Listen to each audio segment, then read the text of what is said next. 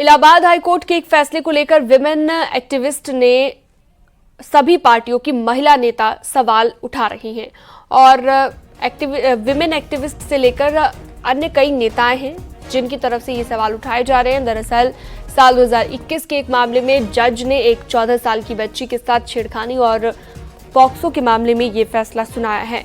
जज के फैसले के मुताबिक लड़की के निजी अंगों को छूना, उसके पाजामे या फिर लोअर की बेल्ट तोड़ना दुष्कर्म नहीं है। पूरा मामला कासगंज का है, जहां पर पवन, आकाश और अशोक नाम के 3 लड़कों पर पॉक्सो के तहत मामला दर्ज हुआ था और निचली अदालत ने आरोपियों के खिलाफ रेप की कोशिश को लेकर समन जारी किया था।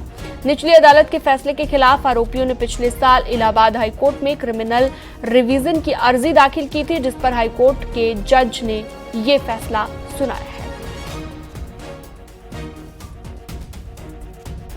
मुझे लगता है जो जजेस हैं वो सेंसिटाइज नहीं है बिल्कुल भी।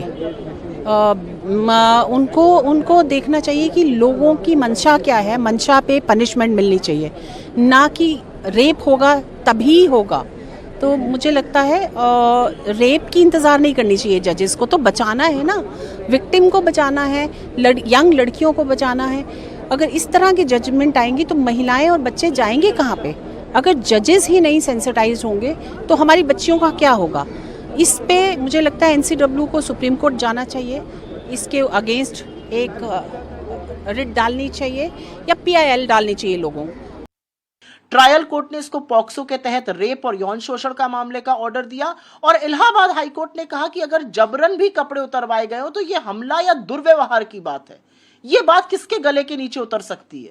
मतलब उस 11 साल की बच्ची के बारे में कोई क्या, वो कहां न्याय की उम्मीद लेकर जाए? अगर हमारे कोर्ट अब ये कह देंगे कि ऐसा इतना ग्रूसम जो उसके साथ हुआ, उस बच्ची के पूरे जीवन पर इस बात का असर रहेगा कि कैसे उसके साथ 2 लड़कों ने जोर जबरदस्ती करके करने की कोशिश करी, तो क्या जब उसका रेप अगर हो जाता दुर्भाग्यवश, तब हम एक्शन लेते?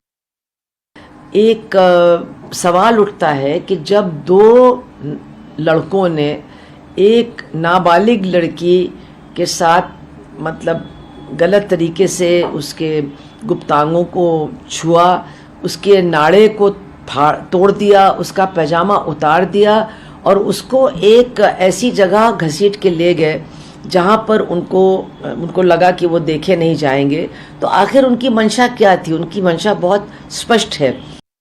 मुझे तो बड़ा दुख होता है और आश्चर्य भी होता है कि किस तरह के जजेस यहाँ पर बैठे हैं। उनकी इनसेंसिटिविटी और समझ को लेकर मेरे बहुत बड़े सवाल हैं, क्योंकि इसी के वजह से इतने सारे आरोपियों की मनोबल बढ़ते हैं। इस जजमेंट का भी यही हाल होने वाला है और इससे कितना आप देखें ना क्राइम बढ़ेगा, कि किस तरह की मानसिकता उनकी खुद की है जो उनकी जजमेंट में आ रही है, जबकि कानून पूरा कहता है कि it is attempt to murder और it comes under the category of POCSO, but उनकी समझ कहती है नहीं है, तो उन्होंने ऐसी जजमेंट दे दी।